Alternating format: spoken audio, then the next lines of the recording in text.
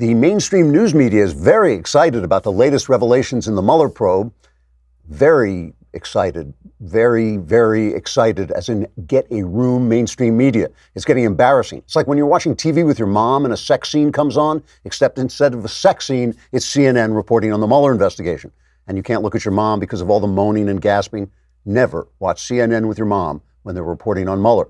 Anyway, as you all know, Robert Mueller is the special counsel who was appointed to investigate whether Donald Trump colluded with the Russians in rigging the election so that Hillary Clinton lost. This is very important because the election wasn't rigged, collusion isn't a crime, and Hillary Clinton would have lost to a stuffed animal if it had campaigned in Pennsylvania. Still, we all know this investigation is very important because the news media keeps telling us how important it is. And when they tell us their cheeks get all red and they have those little high-pitched hitches in their breathing, that makes you sorry you watch the show with your mom. So far, Mueller has charged Michael Cohen with lying, Paul Manafort with lying, Alex van der Zwaan with lying, and Michael Flynn with lying. The news media hopes these men will now testify against President Trump because their testimony would be so trustworthy. Now, none of these charges stem from anything having to do with Russia rigging the election, which they didn't, or Trump colluding with them, which wouldn't be a crime even if he had. Essentially, Mueller has spent $35 million to discover that Trump was thinking about building a building in Moscow that he didn't build, which wasn't a secret, and that he liked WikiLeaks, which he cleverly hid by announcing it in front of thousands of people at every campaign rally he held. I'm not sure why any of this has the mainstream media so excited. I just wish they'd calm down so we could watch TV with our moms again. Trigger warning, I'm Andrew Klavan, and this is The Andrew Klavan Show.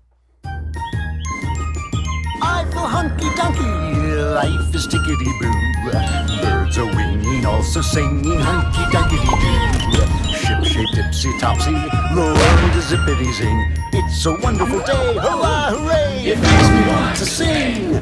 Oh, hurrah, hooray! Oh, hooray, hurrah!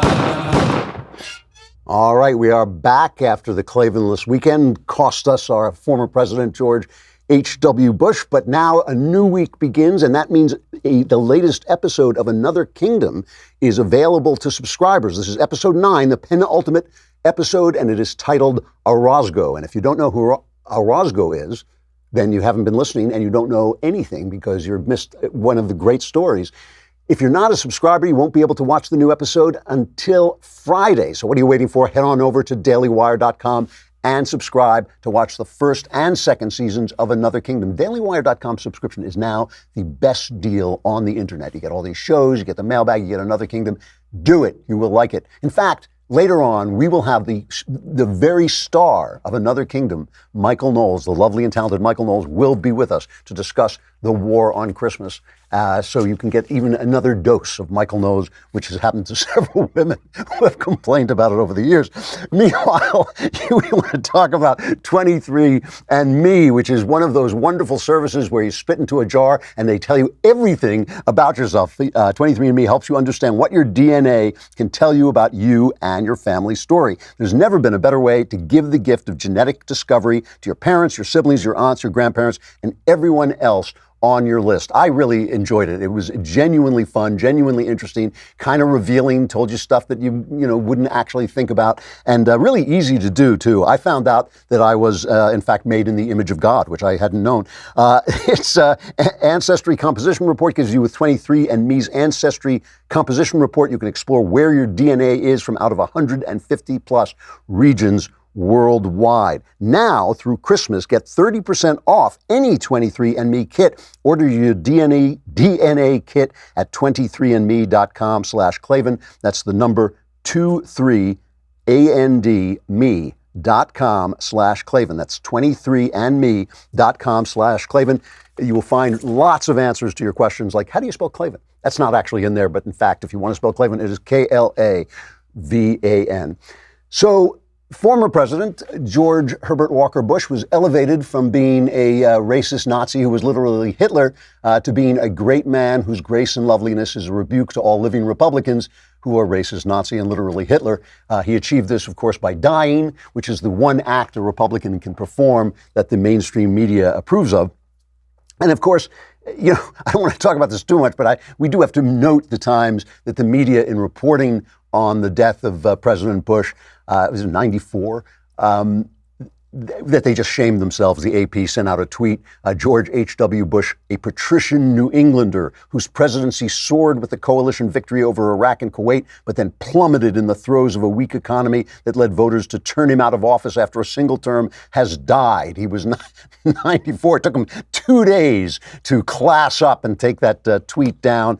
You would think that when a former president dies, you might mention that he was shot down in the Pacific during World War II, that he oversaw the end of the Cold War, something like that. But no, none of that. It was just that he's, I like the fact that everybody has a personality. Everybody has some kind of way they can be characterized or, just pigeonholed. So it's fair to say George H.W. Bush had a patrician personality. But why is that bad?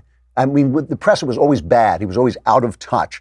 And whereas being Mr. Spock, like Obama, that was a good thing theoretically. It's all in the way you look at it. Anyway, they brought back all the old mythologies. The fact that this total mythological story that was in the New York Times back in the day when he was president, that he didn't know what a scanner was in a supermarket, and that was supposed to show just how patrician and out of touch. It was sent in by a New York Times reporter who wasn't even at the scene at the time.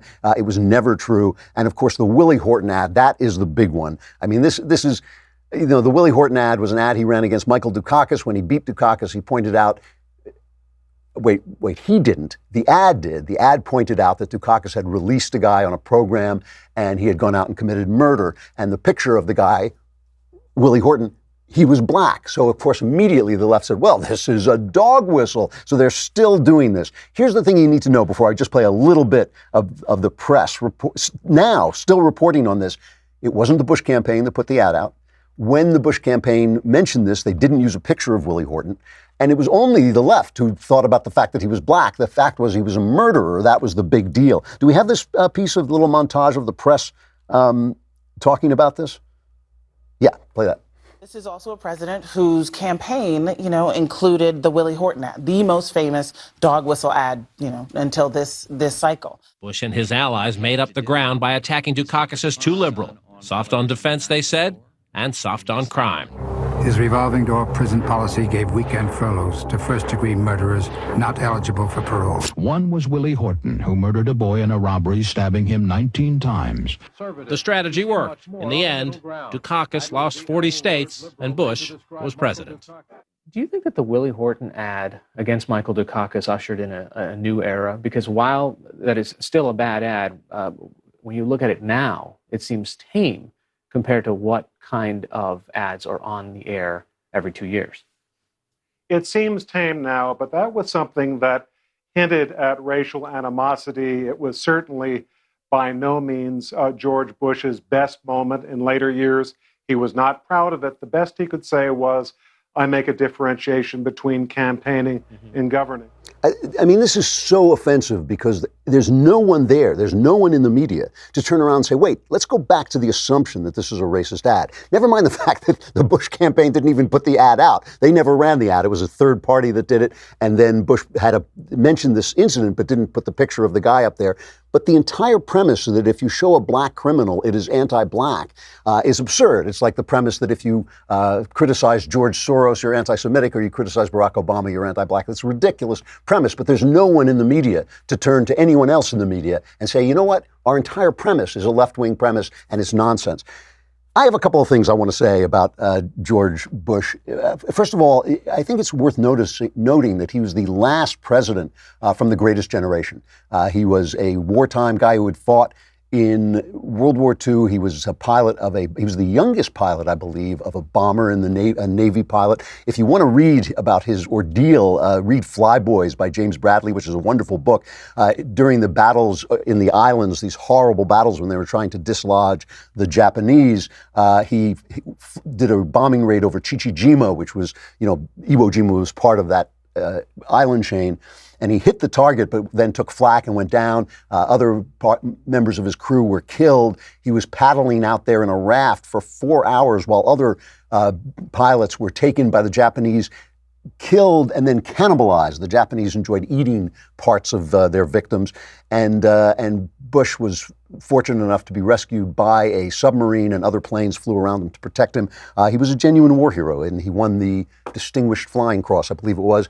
And, you know, he was a man of character. I mean, this is the thing I just want to get to, because I'm going to have some criticisms about some of the things he did. But I want to mention that his character was really something. I mean, he had served his country. He had been a businessman, an oil man. He became head of the CIA, a congressman. He was all kinds of things. Finally, vice president, and a loyal vice president to Ronald Reagan, whom he didn't really sympathize with or agree with, but he always said that Reagan was very good to him and he was very loyal to him. I just want to play this one cut, because Dana Carvey was the Saturday Night Live guy who did the imitation of him. So Bush invited Carvey to his Christmas press conference and was friendly toward this guy who had been mocking him all this time, which I just think kind of shows you it was a different time, and that he was a man of that kind of character who could laugh at himself. Play that.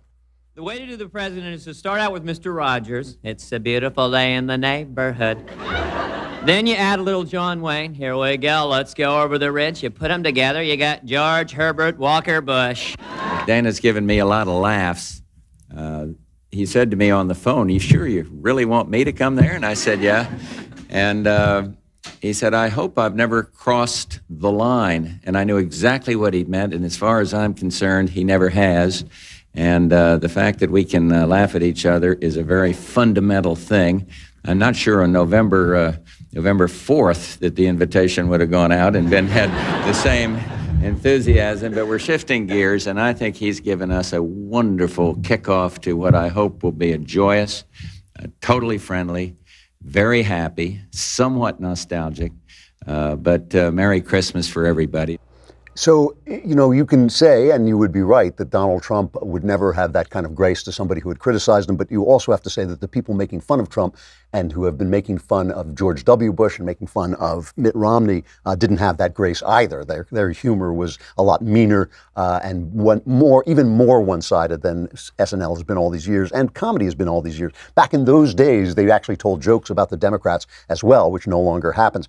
But the thing is, after George Bush came Clinton, his son, George W. Bush. He's the only president besides John Adams whose son became president. Obama, and now Trump, which I think you can say the character, it was not the same. Of those men, I think only George W. Bush had a really good character, a character that one could admire.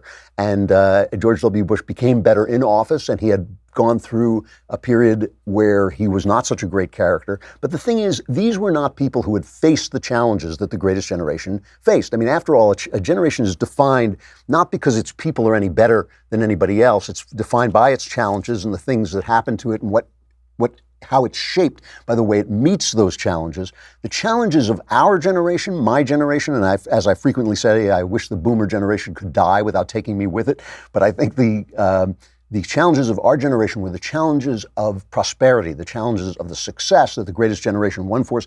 And those are the times, that's the time when nations decay. That's when nations decay at their pinnacle of success. If you look at the Republic of Rome, it was after they beat Carthage, after they rose to a pinnacle of success, that they rapidly, I mean, with dizzying speed, descended into civil war and violence, and ultimately the Republic fell. So I want to talk about that death spiral and how it kind of comes out of after George H.W. Bush in just a second. But first, it is your last week to get the Jena Cell Sunspot Corrector for free. This is for sunspots, age spots, even red inflamed patches. This could be yours for free with the purchase of Jena Cell. The brand new Jena Cell Sunspot Corrector boasts outstanding reviews. People love it. They put it on. It makes the sunspots, it dims them, makes them harder to see, makes obviously your skin look younger. And this is the last week you can get this Sunspot Miracle free. Time is running out to take advantage of the offer. Watch your sunspots vanish and your bags and puffiness gone. It actually absorbs the water in the pouches under your eyes and reduces them. For results in as little as 12 hours, the Jena Cell Immediate Effects is also yours free. Text EYES1 to 77453. That's EYES number 1 to 77453 to get the Jena Cell Sunspot Corrector free with your order. Don't miss out on this incredible offer. Order now, and as a bonus, receive Chamonix Luxury Microdermabrasion, also free. Rejuvenate and unclog pores for instantly radiant, baby soft skin. Just text EYES1 to 77453. EYES number 1 to 77453 to get the Jena Cell Sunspot Corrector free with your order. You know, you look at France and you see what a death spiral looks like. I've said before, I think Europe is already dead, but it's just going through the last kind of twitches of its death. But I think what happens in success to a country, when it reaches that pinnacle of success that this country reached, for instance, after World War II, is the next generation feels that it has no challenges, no opportunity for heroism, and therefore no meaning in its life. They want meaning, and so they exaggerate every clash. They exaggerate every little thing that happens, and they lose the ability to communicate with the opposite side. And that's what you saw with George Bush inviting Dana Carvey and making fun of himself, allowing himself to be made fun of, the way that he spoke in a civilized way. Maureen Dowd wrote a piece about how they got along, even though she frustrated him with her attacks on him all the time, that he was constantly writing her affectionate letters, saying he liked her. He didn't know why he liked her, but he did, even though she was mean to him. When you lose that ability to communicate, what happens is the powerful have no way of identifying with the weak, and the weak have no way of respecting what the powerful have done in creating the world around them. And this is what happened in Rome. I fear that it's happening here. It's certainly happening in France. I mean, Paris is burning. It is burning because Emmanuel Macron, in the elite obsession with climate change, raised the taxes on fuel without considering the fact that in Paris you may not need so much fuel, but out in the country where people make their livings by driving around, you need that fuel, and people started rioting. And once they started rioting, of course, the radicals came out, the anarchists, the socialists, the communists, and started burning some of the richer neighborhoods and declaring, why can't the rich share their wealth? I mean, that is an amazingly entitled idea that somehow the rich who earned this wealth, who built stuff, should give it to you. You know, that's the conversation that happens in a death spiral. The conversation that happens is, we don't care about you. We're raising taxes on you because we are fascinated with this climate change narrative. So that's what the powerful do to the weak. And then the weak say, why don't you give us your money? How come you don't give us stuff? You know, they don't understand the work that went into building things, and they're not building stuff in the same way, and they're just demanding stuff be given to them. So it's a dialogue between two ignorant parties, and they have no way of communicating except through violence. That's the only way they can communicate. You know, there's a theory about the midterm election that everybody keeps saying these are wave elections. It's a wave because, they look at the numbers and they count how many people lost and they say it's a wave. And yet almost every midterm election now, is a wave election. And Selena Zito, who has been writing some very intelligent stuff about this, put forward a theory that what we're not seeing is a wave. We're seeing the public trying to correct the drift of the government and the government not listening. So in other words, as the government becomes too radical under Obama, they vote out all the Democrats. They leave Obama in there because they liked him and he was president, but they voted out Democrats across the country. So the Republicans started to think like, oh, well, they like us, so we should just, play to our base. We should emphasize the most radical part of our agenda.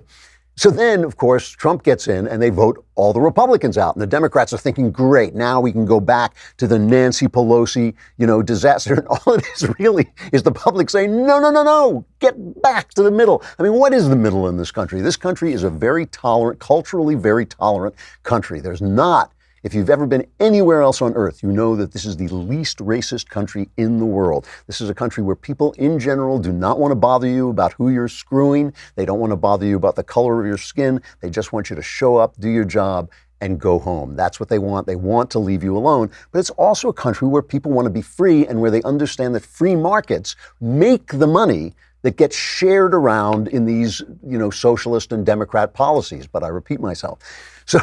So it is a country where the people still get how the government is supposed to work. But the government doesn't. The government just thinks, oh, they love us, so we're just going to go and play to our base, play to our funders, and go as radical as we possibly can. We lose the ability to have this conversation. This is one of the things about George Bush, the elder, that I always resented. You know, George Bush, because of Reagan's success in the Cold War, George Bush oversaw the dismantling of the Soviet Union, and he deserves a lot of praise for his kind of calm, quiet, elder hand in dealing with that. So there wasn't, with the exception of Yugoslavia, which he shouldn't have left in place because it was just a molded together country, with the exception of that, he really did a lot of it without violence. There should have been a lot more violence when an empire collapsed, but there wasn't because he shepherded it through. On the other hand, about 10 minutes before that wall fell down, George Bush and his friends didn't know it was going to fall down. Reagan knew, but George Bush never knew. And so he really didn't have the commitment, I think, to organizing, to ensuring that democracy grew, had a place to grow. And that's why Putin has been allowed, and it's not obviously it's not entirely Bush's fault, but Putin has been allowed to overtake it and become the tyrant and the czar that he has now become. The thing that I resented about both Bushes, and I liked both of these people, I think they're both admirable men. I think the elder George Bush was a genuinely great citizen of the United States of America. However, he made a speech when he was nominated for president after serving as Reagan's vice president that has been often quoted, but has always bugged me. I'll play a little bit of it. This is cut number 2. Prosperity with a purpose means taking your idealism and making it concrete by certain acts of goodness. It means helping a child from an unhappy home learn how to read. And I thank my wife, Barbara, for all her work in helping people to read, in all her work for literacy in this country. It means teaching troubled children through your present that there is such a thing as reliable love. Some would say it's soft and insufficiently tough to care about these things. But where is it written that we must act if we do not care, as if we're not moved? Well, I am moved. I want a kinder and gentler nation. So it's said that Nancy Reagan leaned over to Ronald Reagan when she heard that and said, kinder and gentler than whom?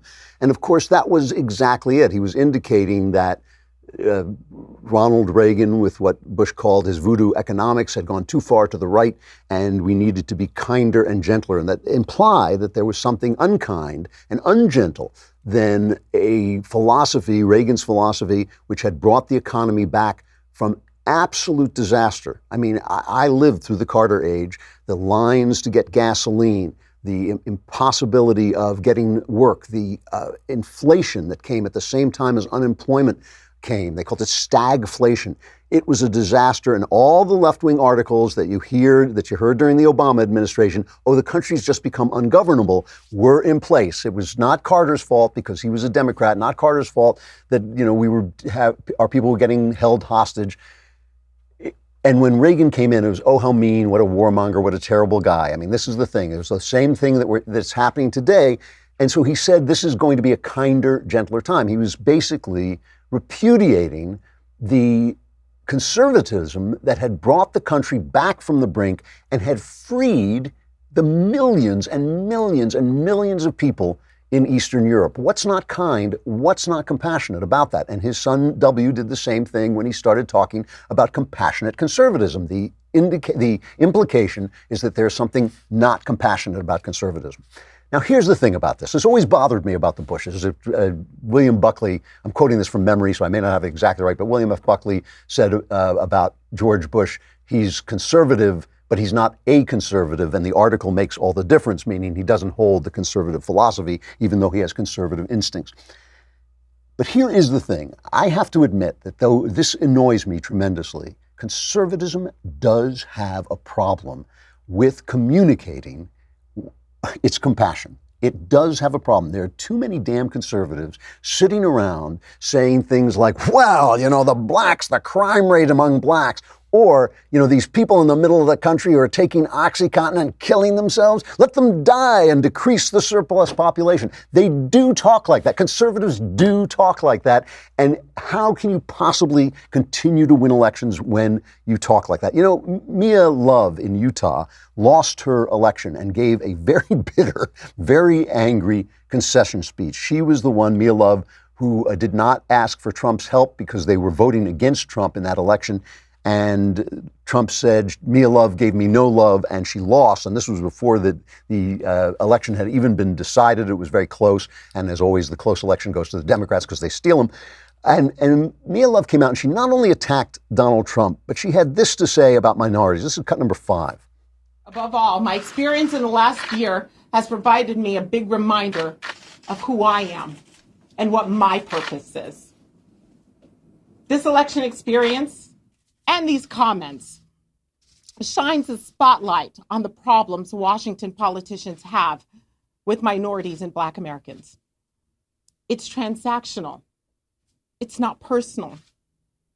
You see, we feel like politicians claim they know what's best for us from a safe distance, yet they're never willing to take us home. This is a really interesting point because conservatism is a very male philosophy. And when I listen to Mia Love, what I hear is the voice as a married man for many, many decades. Well, I know when I'm hearing my wife say something that sounds irrational to me, but is right. This drives every husband crazy, right? You're listening to your wife and she's saying something and it doesn't make any sense and she's right. This is why women drive men crazy. This is why men die first, is because they say these things. Women say, I'm listening to her and I'm saying, who has benefited under Trump, right? Black people, they're working with historic numbers. Under Ronald Reagan, blacks, second only to single women, benefited from the Reagan boom more than any other group. And right now, people, minorities, Latinos, blacks, they are doing really well under the Trump economy. So I'm listening to her and I'm saying, what are you talking about? Why are you complaining about this? But she's right. And this is the thing that makes people like George H.W. Bush and George W. Bush play to the media and basically admit or indicate that conservatism is not compassionate. We don't go into the neighborhoods and explain ourselves and listen. We don't go in and listen, and we don't go in and say, here is my plan for doing this. We forget that the founders of this country, James Madison said this, said the object of government is the happiness of the people. We always forget that. Now, obviously, we want the least government possible. That was what the founders wanted to. Obviously, we want to be free, but we're not supposed to sit here while people are, this latest piece of news that the life expectancy has gone down in this country, despite the advances we've made in curing cancer. I shouldn't say we've made, the scientists have made in curing cancer and beating back the death rate from cancer. It's all from suicide. It's all from drug addiction. It's all from despair. It is from despair. If people are despairing, the leaders of the country have to go out and talk to them. Now, Trump did go out and talk to them, but he does have a problem communicating compassion and decency to the rest of the country. And that is why Mia Love was voted out of office. People voted against her because they wanted to speak up to Trump. They want the country somewhere in the center where it's tolerant, but it's not socialist. That's basically what they said. They voted in conservative Democrats who will now vote for socialist programs, because they're wolves in sheep clothing, and they voted against. What could they, what's the problem with Trump, right? Everything is going so well. He's doing such a good job. It's obviously the way he is. The thing that people are voting against is the roughness, the kind of uncaring, the boorishness. That's what we're not communicating. I think we ought to listen to Mia Love, even though it drives us crazy. It's like the old joke among conservatives about liberals was they would say it works in practice, but does it work in theory? But that's a problem with conservatism too. It doesn't matter how good your theories are if the people are suffering and if they don't feel heard. Coming up tonight, Don't miss our next episode of Daily Wire Backstage, the holiday edition. It may well be that I, who never wear any kind of costume, might put on a Santa Claus hat to go with my beard. If not, I may just wear my beard. Daily Wire God King Jeremy Boring, Ben Shapiro, Michael Knowles, and me will be talking holidays, politics, culture, and how the left ruins every single one of them. So be sure to tune in. And as always, the lovely Alicia Krause will be classing up the place and taking your questions as they roll in. Daily Wire subscribers get to ask questions, so make sure to subscribe today. And you also get Another Kingdom. It's only one episode left. You want to see these editions. They're so beautiful. Come on over and subscribe to dailywire.com. The star of Another Kingdom, Michael Knowles, will be with us in a moment. But first, I got to say goodbye to Facebook and YouTube. Come over to dailywire.com and subscribe. It's a lousy $10 a month, a lousy $100 for the year. You get the Leftist Tears tumbler, and more importantly, we get your money.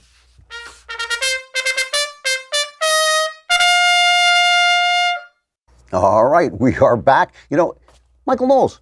I've been gone so long. You long. have been so long, I forgot who you were. I grew a beard. Can't, that's how long I've been I said, I'm not shaving till that boy is safely home. That's my protest. Yeah. You know, I have to say, I'm really glad we're doing the backstage thing, because over the weekend, Cassie Dillon was on Twitter, and somebody attacked her on Twitter and said she has sold her soul for the cocktail conservatism of Ben Shapiro. Mm-hmm. And I thought, I sold my soul to Ben. I didn't get any cocktails. Where's the cocktail? Yeah. Where are the cocktails? I have to bring my own cocktails when I come here at 9 in the morning. All right? I know. So at least I got to renegotiate my contract. On the backstage show, we get the cocktails.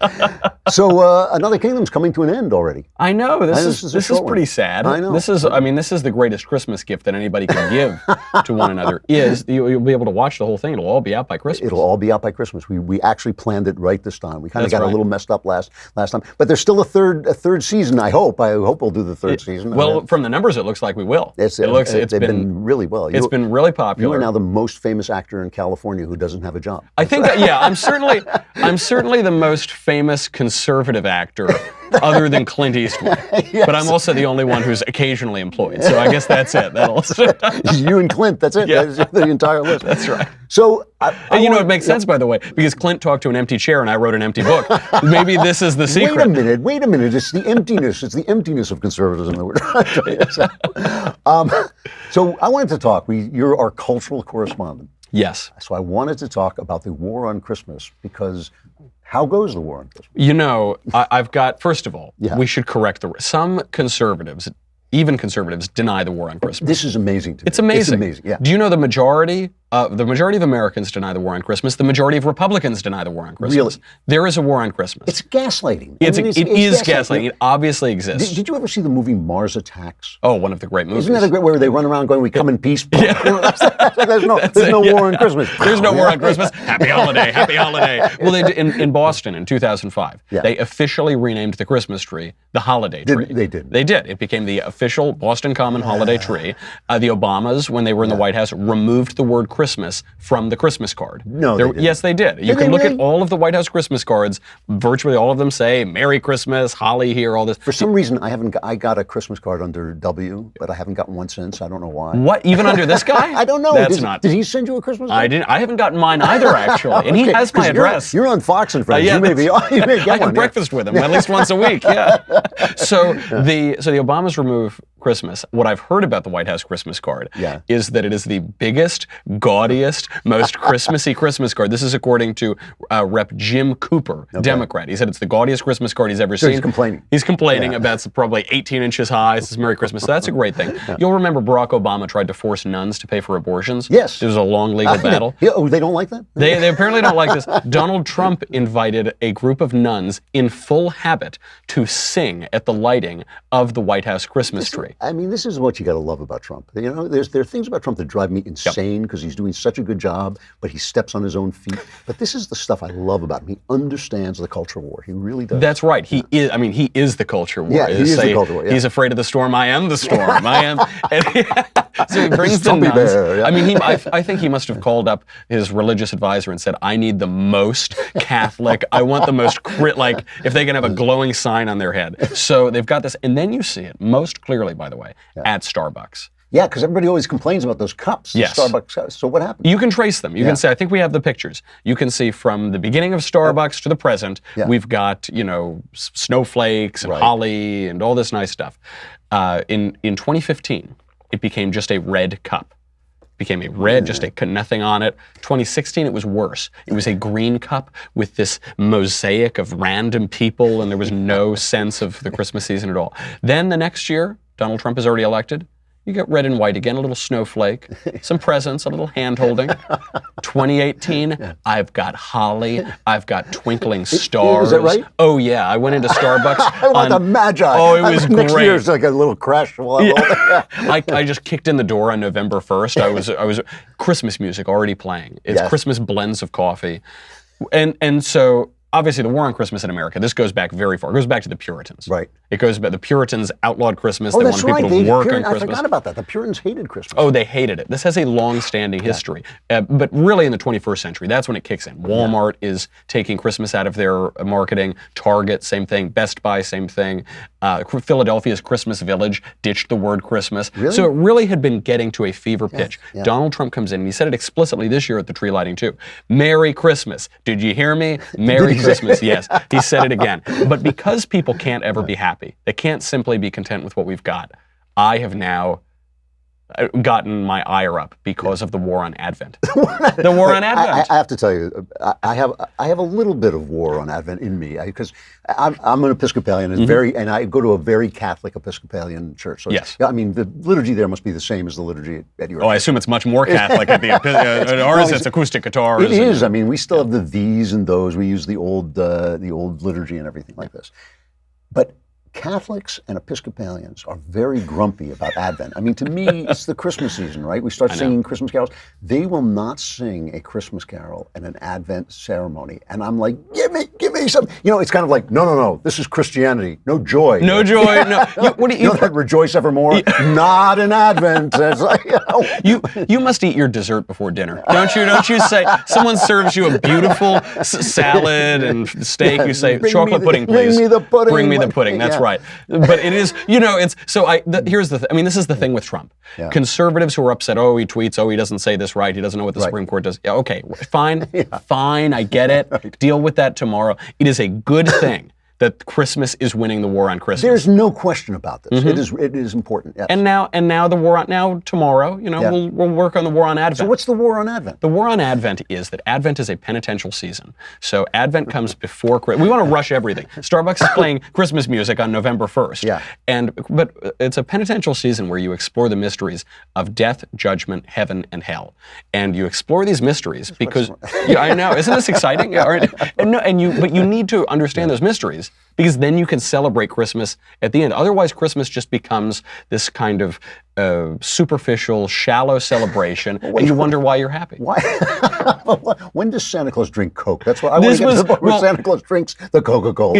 It's five mysteries, really. Death, judgment, heaven, and hell. And how Santa eats all of those cookies while guzzling down the Coca-Cola in his sleigh. That is a big mystery. That's right. Now, I sort of have sympathy for this because I do. They come out, for those of you who don't go to these liturgies, they come out and they walk counterclockwise to talk, so it's about repentance and penitential misery. But just flogging yourself with it. The thing is, Christmas is supposed to be 12 days long. That's right. So if you celebrated 12 days of Christmas, I could see why you would have 24 days of penitential Advent. But in America, Christmas is this one day, and then you're like Faye Dunaway after the Oscars. Remember that famous picture of her sitting in absolute desolation? It is true. People rip down their Christmas tree on Christmas Day. It's ridiculous. Yeah. But it's sort of, when people do that, which is the mode, MO of the society right now, they're spoiling their appetite. They're about to go to a great dinner, and they're eating a bunch of trash before the dinner. They're eating McDonald's or something. You've got to save up your appetite, but literally too. I mean, in a penitential season, you're not supposed to gorge yourself too much. And then on Christmas, you get to celebrate for 12 days. And this is a really beautiful thing because now we're just content on December 25th. We end the war on Christmas. We can be fighting that war for another dozen days. We can have our lefties so angry. What is the point of salvation and joy if you get to destroy the opposition? I think that's right. There are also people. There are also people who complain that Christmas is essentially a pagan holiday. Yeah. And my feeling about that is if Christianity came in and deified all the good things of the pagans, that's a huge win. Right?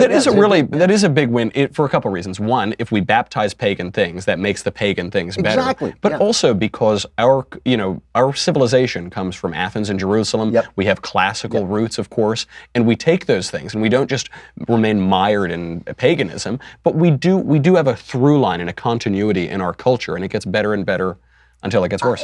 until it stops. Well, until they abandon the Christianity. I mean, that is the thing. A lot of people, especially around here where there's a lot of non-Catholics. That's true. They pick on you. But the Catholic Church was a little kind of Tiffany egg that held the classical culture inside it. All those monks reading, Aristotle. Of course, that's exactly right. Yeah, and that's why I'm going back. I'm always looking for Advent reads. Yeah. I'm reading Saint Athanasius right now. Saint Athanasius. And I may have read that, actually, yeah.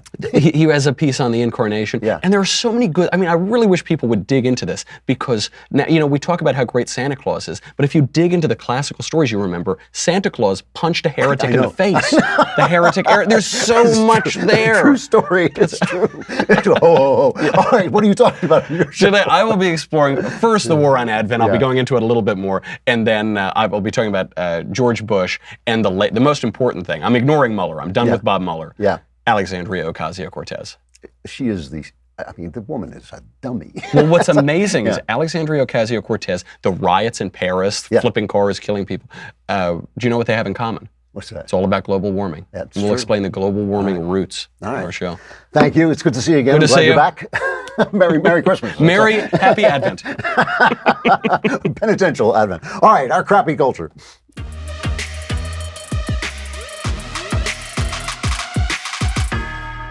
So I have to talk about this story about Jeffrey Epstein, the sex-crazed billionaire who had that airplane called the Lolita Express, where underage girls would service powerful men, and where the records show that Bill Clinton flew on the plane, Lolita, of course, being the underage girl from the Nabokov novel. And Bill Clinton flew in it, I think, 26 times on the course of like a couple of weeks. There is a story now out in the Miami Herald about how Epstein was arrested and accused with basically running underage prostitutes. But there was a story about how that case was buried by the guy, Alexander Acosta, who is now the labor secretary, I think, is he the Department of Labor? I think he's the Department of Labor in the Bush administration. I want to just play this piece of this girl. Virginia Roberts was 15. She was working at Mar-a-Lago. She was working at the Trump Hotel when she was recruited by a woman that Epstein used and brought in to become basically his hooker and then spread around to other men. You're just thrown into a world that you don't understand, and you don't know how to, you're screaming on the inside and you don't know how to let it come out. And you just become this numb figure who refuses to feel and refuses to speak and all you do is obey. That's it. And eventually it led to, well, now we're gonna experiment and we're gonna try you with another guy and see how you go. So they sent me to an island with a professor, and I basically had to do what I did for Jeffrey for him.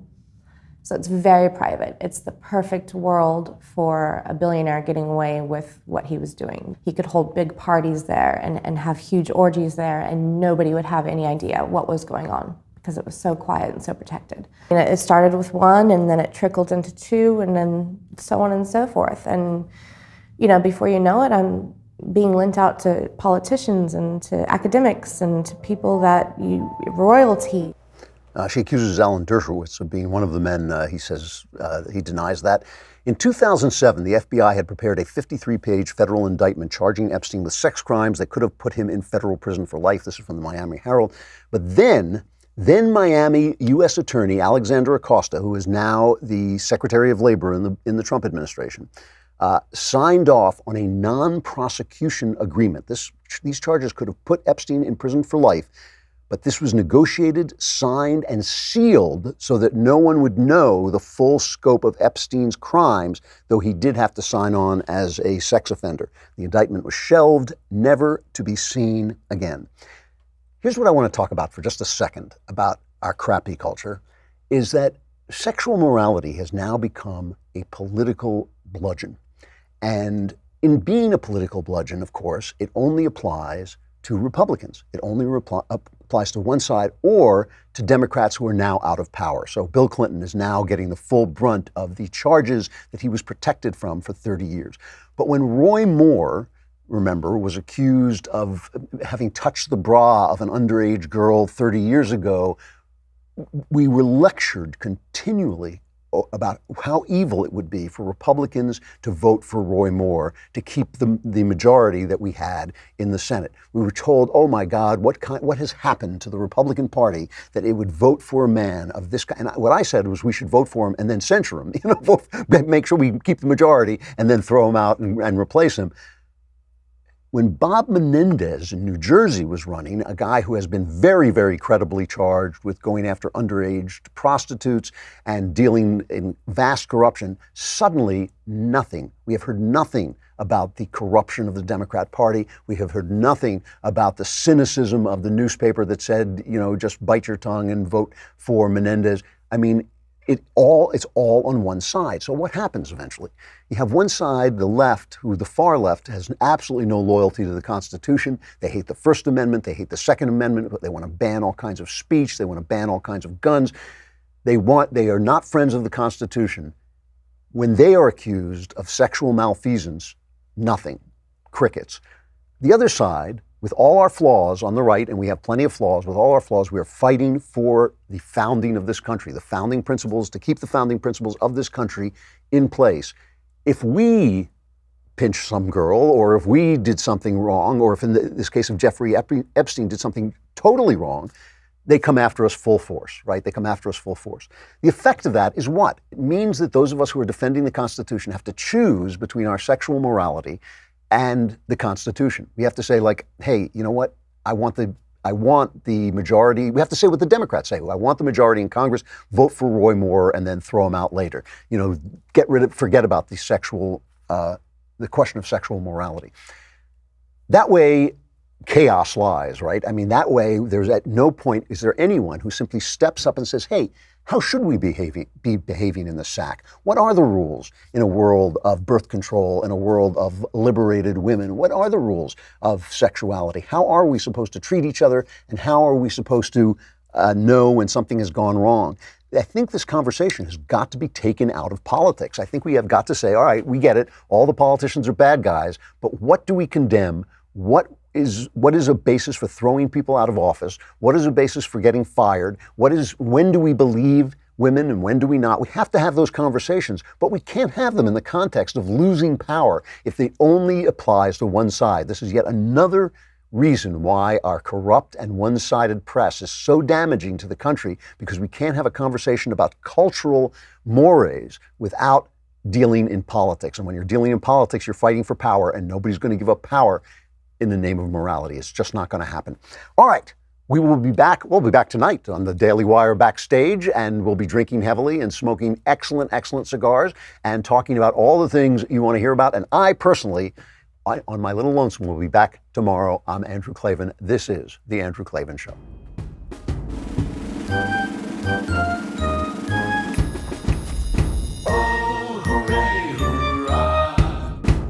The Andrew Klavan Show is produced by Robert Sterling. Executive producer, Jeremy Boring. Senior producer, Jonathan Hay. Our supervising producer is Mathis Glover. Technical producer, Austin Stevens. Edited by Alex Zingaro. Audio is mixed by Mike Cormina. Hair and makeup is by Jesua Alvera. And our animations are by Cynthia Angulo and Jacob Jackson. The Andrew Klavan Show is a Daily Wire Forward Publishing production. Copyright Forward Publishing 2018.